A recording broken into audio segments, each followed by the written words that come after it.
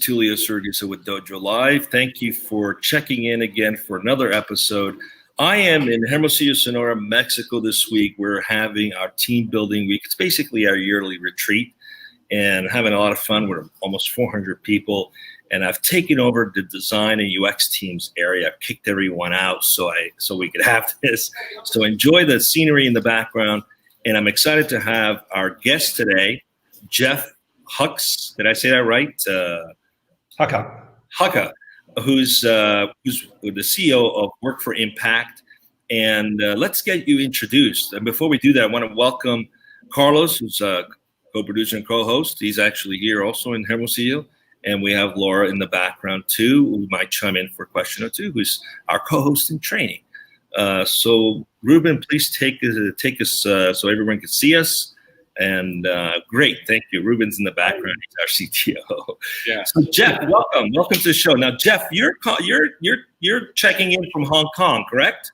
Yes, sir. Awesome, fantastic. Well, it would have been cool if I was back in the States. We would have had 3 different countries, but today it's Hong Kong and Mexico. So, Geoff, please introduce yourself. Tell us a little bit about yourself, how you got where you are, and then we'll go into asking what your company does. But please tell us about you.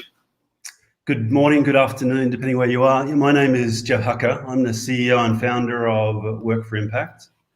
My story is I initially started work as an airline pilot to transport worldwide operations, which led me to Ethiopia about 19 years ago. And I landed in Ethiopia and I was really horrified about what I saw with the plight of the children. And that's when the AIDS epidemic was really in its height. So it started me on a journey to 13 years ago, starting an organization called Beyond the Orphanage, which works with some of the most vulnerable children in the world. And as early days, I was and still am very mindful about reduction of costs. So we started as a remote. So we never had bricks and mortars for the organization. We always worked remotely in an agile environment to access on-demand, peak demand labor for the organization, and also the reduction of costs. I really saw the advantages of working that way. And it was before the cloud was really to the extent it is today. And throughout the years, I saw the advantages from the freelancers, contractual side, as well as the organizational side, up to a point where 2 years ago, I started working on Work for Impact, which leads me to where I am today. Right. Great, Geoff. Please tell us a little bit what Work for Impact does. Work for Impact is a freelance platform, but it's just not another freelance platform. I believe deeply in doing really good things for the world and connecting people that are very motivated to do good things for the world with organizations that really want to do good things for the world as well. So it's that connection in the middle. It's a marketplace, and it's very much about aligning people that have a passion or a purpose for a certain area, be it for homeless, be it for the environment, be it for the ocean, or whatever it may be, whatever you're passionate about as an individual, connecting them with organizations that have a very similar philosophy. And then we sit in the middle. Interesting. I'm very excited to have a conversation with you today because there have been some predictions that say that freelance is going to be something like 50% of the workforce by 2050 or something. You probably know more details than I do, so certainly love to hear about that. But before we do, let's have Carlos introduce the show and the topic and get right into it. Absolutely. Thank you so much, Tulio. Geoff, I understand that today we're going to be speaking specifically, that's the topic that you chose. The world of work is changing, or in other words, we're going to be talking about disrupting the traditional model of employment, right? To be the first to tap into the unique needs of the growing freelance economy and the for-purpose sector. So first question that I have is, why did you choose this particular topic? Why did you think this was relevant for now, for this conversation? I think there's a real change, and what we'll see over the next sort of 5 years is 75% of the workforce will come from the millennial generation. Of that millennial generation, 50% of them are already freelancing. And from recent surveys, 90% of millennials say they would prefer to work for a lesser salary, but for purpose. So we're going to really see that paradigm shift in the way that we actually look at work, and not just working for a salary, working for purpose. So when we go to work, we want to feel like we're doing really good things for the actual world, not just the salary. Of course, we all need to earn an income. We need to pay the rent. We need to pay the mortgage. We need to pay the groceries and so on. But also really feeling like we're making an impact on the world in what we're doing. So I think we'll see in the coming years that paradigm shift. And something from my work with Beyond the Orphanage, I believe very passionate about. Where are you seeing most of this drive, Jeff? Is it specific to a region or is it worldwide? What's your experience so far in terms of millennials wanting to have something that's more impactful, more purposeful in terms of their career? I think it's worldwide. A lot of the research is from the States, of course, but very much that worldwide trend in the millennial generation, very mindful about the environment, very mindful about the future, very mindful about the children's future and the things that we're doing for the environment and for the world, the society, the betterment of the society that we live in. So we can really start to see that paradigm shift already. So 75%, the prediction is 75% will be freelancers. 75% of the workforce by 2025. By 2020. Wow. We forget the oldest millennial now is 38. Right. Taking over from the baby boomers, taking over from Generation X, and they'll be the main focus of our workforce in years to come. Which industry you think will have the biggest hurdle in adjusting to that new reality? I think business is changing, and I think businesses that don't want to change that, top-down management, that don't embrace the agile, they don't embrace, the bottom-up innovation, I think they'll be the ones that will really struggle. Right, that's an interesting thing because some of us, for example, here in Nearsoft have co-created this thing called Radicals, which is about a movement to help organizations learn how to move into basically a co-ownership, managed shared authority model, which is important to allow these kinds of structures to exist. And the biggest challenge I've seen is the structure and how companies are legally formed. There's not a whole lot of options right now to support that. There's the cooperatives that are impact focused. There's a little bit of that going on. What do you think needs to happen for organizations to be able to support this change, especially organizations that are still very command and control structure, top-down structure? What do you think they have to do, and what are some potential best practices or insights that you could share on how they could prepare for this now? I'm by no means an expert in this, but what I feel is just to start slowly and to have small groups and pods, and for the management to see the advantages, of freedom of thought, see the advantages of really encouraging people to be innovative, to encourage their creativity and giving them that space to do that. And I think once the organisation or the higher echelons of the management see that, and they can embrace the actual change and understand the advantages to the organisation, and then we'll see that change. Yeah, we always say if you want to get there, you have to be willing to put yourself out of a job.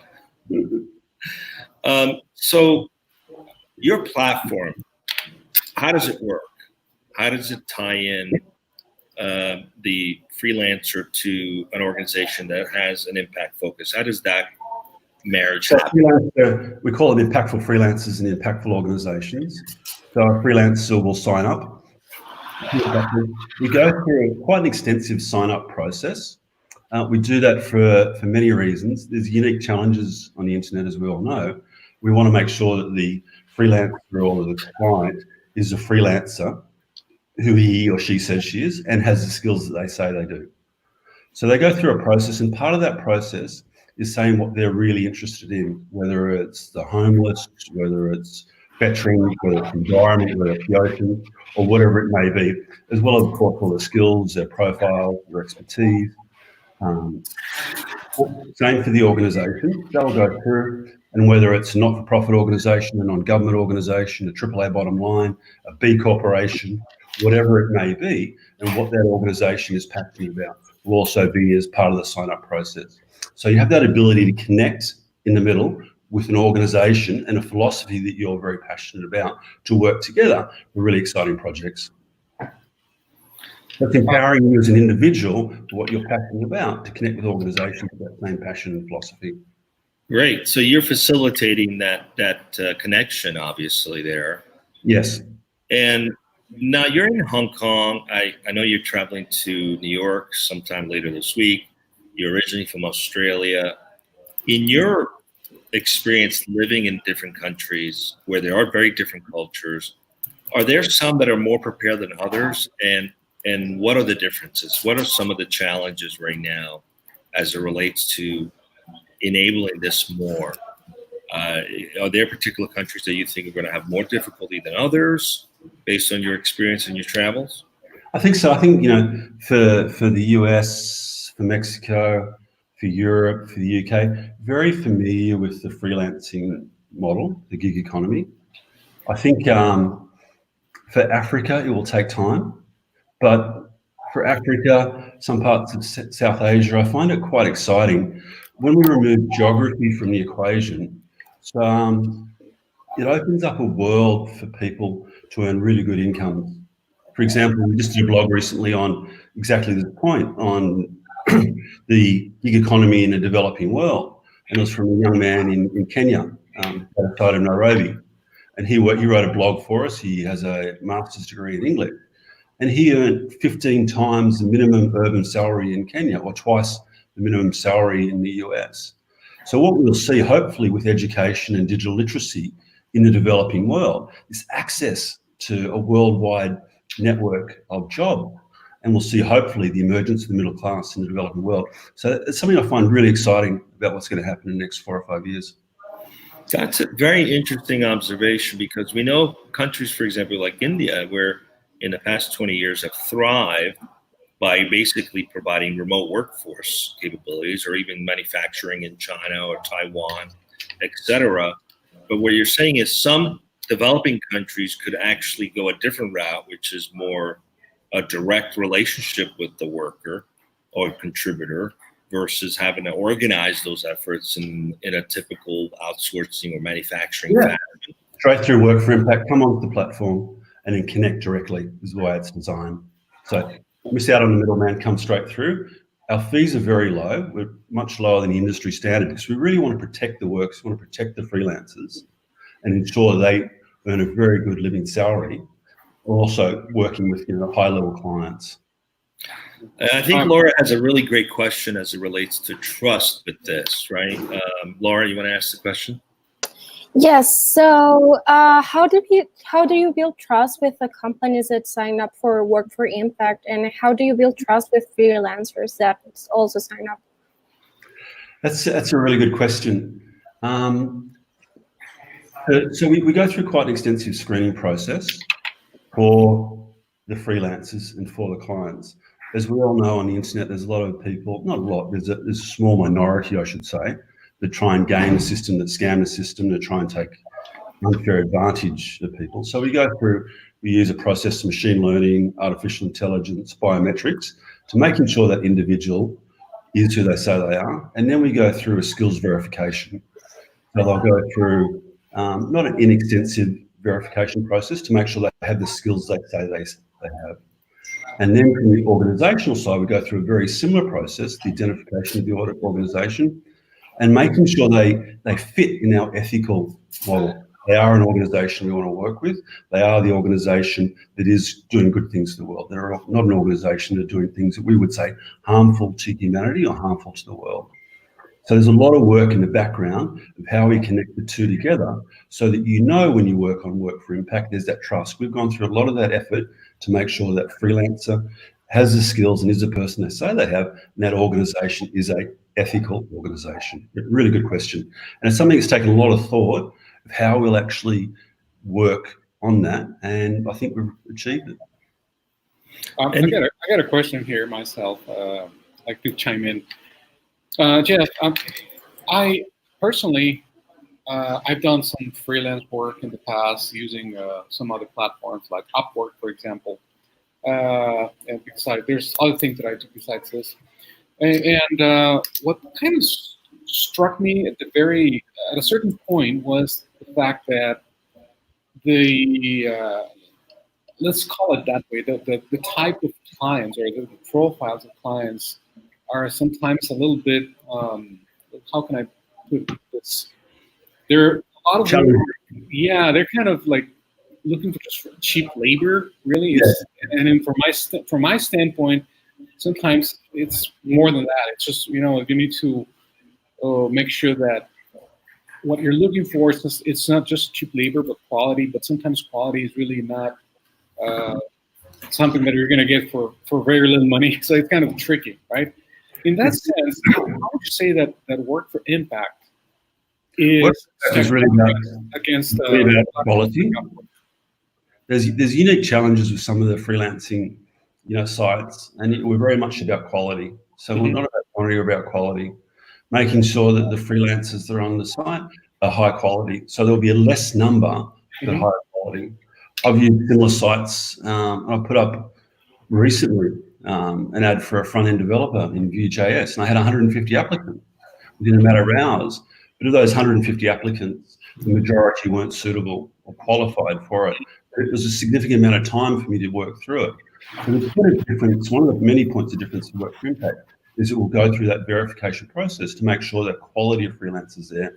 I think clients will really resonate towards that. The clients we work with, they want to go, when they come on Work for Impact, they'll say, actually, there's only 10 people that apply for it, but we know those 10 people are qualified and good freelancers. And then we'll see those higher salaries for quality people like you, Carlos.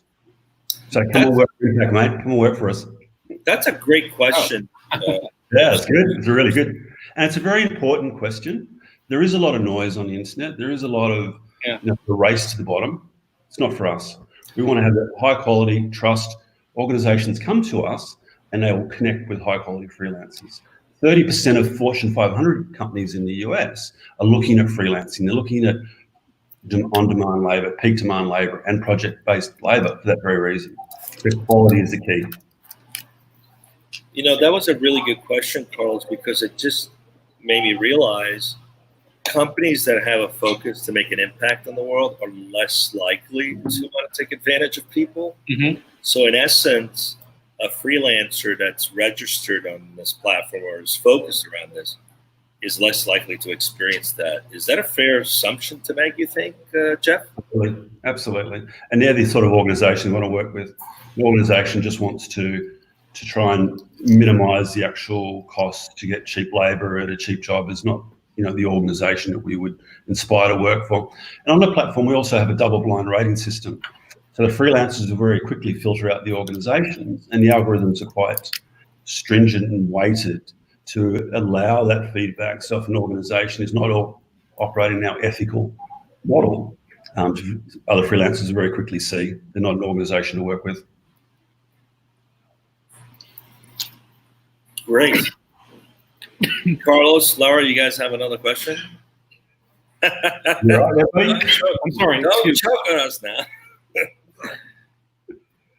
I know you were prompted by your experience with this orphanage to put this together. Is this something you're doing on your own, or do you have other partners?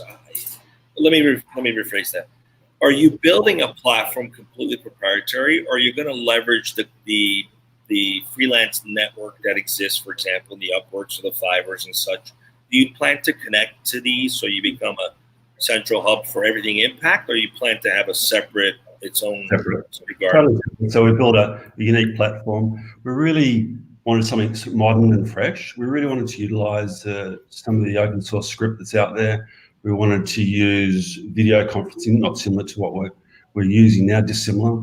Have that really good, fresh experience, making sure that when a freelancer comes on, it's a really good experience for them. It's a unique experience, same as the clients. So it's just a standalone. Is there plans to create a model where you can put together teams, for example, to work on a project?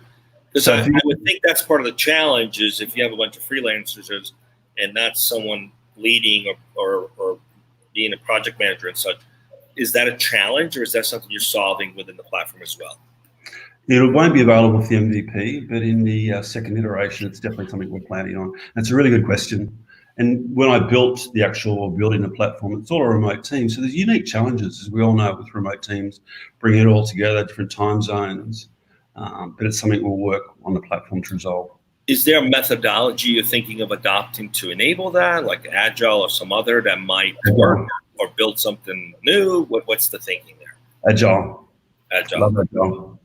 It's funny because a lot of people call themselves Agile because they do a stand-up or review, but they're not actually really following. So, okay, great. That should help a lot. And going back to the countries that are likely to have a challenge transitioning to this, I look at organizations that are very large, Fortune 100 companies, where once you have that kind of size and scope of an organization, it takes a life of its own. You have to support it for an organism of its own, right? Which often ends up not necessarily creating the right value for the marketplace, not necessarily creating the right value for the people involved, but you have obligations, financial objectives, and goals that you have to maintain once you've created this behemoth organization. In a world where that's not going to be the norm, with 75% of millennials not wanting to be participating or part of that, what are those companies just going to disappear? What's going to happen to them? What are your thoughts? I think they have to change. I really think they have to change. So I think that traditional model will see, especially over the next 5 years, that paradigm shift towards smaller groups, smaller pods, in an agile environment. And I think it's a really good thing. I think, when I deal with some of our team and some of the young developers, and when I really listen to them, it's amazing the ideas they have. So if we're open to their ideas, to their thoughts, to their freedom of thoughts, you can see some really innovative, creative ideas. And I think organizations that just come straight top down, they miss a lot of that. And we've seen the change. We've seen the change in the larger tech companies that have come through. So, I think we'll see over the next 5 years not an insignificant change, those larger corporations. I think for a good thing. Laura, you have another question, I think? He's got. Yes. So how's working with Work of Impact? How's your company's culture? Hopefully really good. We all work remote, so we don't have bricks and mortar. So we all work online. You basically work where you want, how you want. I don't track time. And then all we look at is just getting the work done. Very open to feedbacks, to thoughts, to small pivots. So I think we're very inclusive. We're very tight as a group. With any team, it takes time to get the dynamics right. But our developers are phenomenal. We have the most amazing team for our UX, UI, for design, for human-computer interface, our project manager, business analyst, really smart people. So, I'm very grateful for the actual team.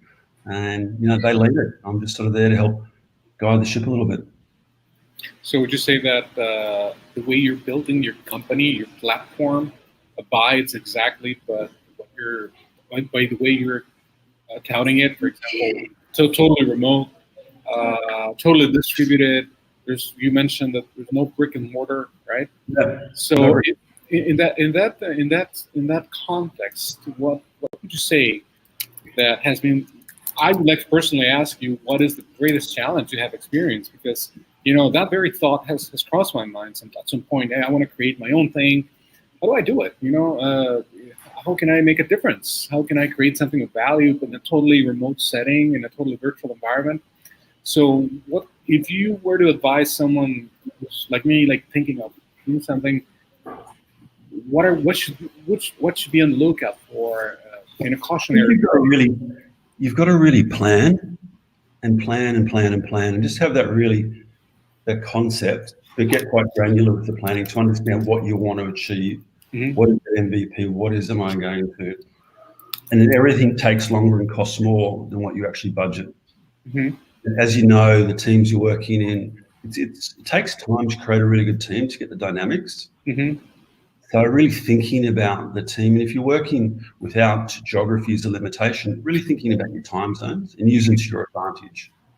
For example, you've got people coding on the opposite time zone, and then you can review their code in the morning and then push. So you can really use geography in many levels to your advantage. But any one piece of advice is really plan things in enormous detail, and then really think about your team and work with your team and really listen to your team. Get people that are really smart and let them be smart. Laura, I think you had a question about loyalties. Laura's got great questions. Yes. Yeah. So how do you build loyalty with your employees? Well, can I riff off of that a little bit? So this is about building loyalties with people that are not employees, right? So that adds a little element of a little more difficulty. So how do you do that? So some people in Work for Impact work full-time. So they're freelance, they work full-time for us, or others are on demand or peak demand. So they freelance, they have different jobs, but they'll always work a percentage of time for Work for Impact. So to build the loyalty, I think it's just really listening to people, to making sure they're compensated to a level that's fair and equitable, and to really encouraging them, giving positive feedback, positive reinforcement. If someone does a good job, tell them, you're really smart, you're doing a really good job, I'm really thankful for what you're doing. And helping them to understand what we're doing is something we're doing together, which is quite exciting, which is, from the charity world, what I running Beyond the Orphanage, it's very inclusive for all the people that work with us. So this is what we're doing for the betterment of the world for the children. Very much the same for Work for Impact. We're building something very exciting together. You're really part of this journey. You're a very important part of this journey. Whatever your role is, you're an incredibly important part of what we're doing together, and that ownership of it. So again, a great question from you. We're up on time. always starts to get really fun. It sounds like you're creating something fantastic and amazing. And tell us a little bit about your journey building this, words of wisdom you'd like to share with companies sitting on the fence who may not realize this is coming. This is coming, right? Yeah. Pick up, this is coming. Words of wisdom you'd like to share. Just to really look at the way you work, really look at the structure of management, and don't be frightened to embrace change. Really encourage change, really encourage the freedom of thought from people that are junior in the organisation. Don't be frightened. It'll really help your organisation. Well, it's been great to have you as a guest. Thanks. As this progresses, love to hear more stories, more success stories, especially if you end up having some organization that learn to adopt this and the pain process of doing that. We want to hear those use cases too, because those are great stories to share. Any other questions, guys? Otherwise, I'll pass it to Carlos to wrap up. No, I don't think we have. The only thing, I don't have any questions, but what I do have is an announcement. And this is about next week. Jeff, I think you kindly introduced me to Joel Friedlander, right? Yes. If I recall correctly. Cool. Yes. Yeah, and I mentioned this because Joel Friedlander, he is the founder of a company called Red Guava, right? Yeah. And we're going to be having him as a guest also next week. By the way, I don't have the topic or theme for next week's conversation, but so I'm going to ping Joel. Joel, if you're listening, please send it over as soon as possible. And we look forward to having Joel Friedlander, founder of Red Guava, as a guest next week, right here on dojo.live, same time, same place. Joel is an incredibly inspiring man, and he's a mentor to me. So I'm definitely going to be tuning in. He is one of the great guys of the world, and a lot of my thought processes come from Joel. He's yeah. Well, Yeah. So if you're an audience watching, we guarantee you it'll be next week. Yeah, absolutely. Yeah, and the cool thing about this, guys, is that specifically Red Guava is going to be about making great software. Okay, so that's what Red Guava is about, and they're about being a globally distributed team. But the focus is going to be making great software. That's what this company does. So I look forward to that conversation. So as soon as I have the topic, I'll share it on all our social media channels and I look forward to having you all as viewers next week. So stay tuned. Thanks so much for folks. the time. It was lovely to meeting you all. Thank you, Jeff. Thank you so much, Enjoy your day. everyone. We'll talk Bye-bye. soon. Thank you, Jeff. Bye-bye.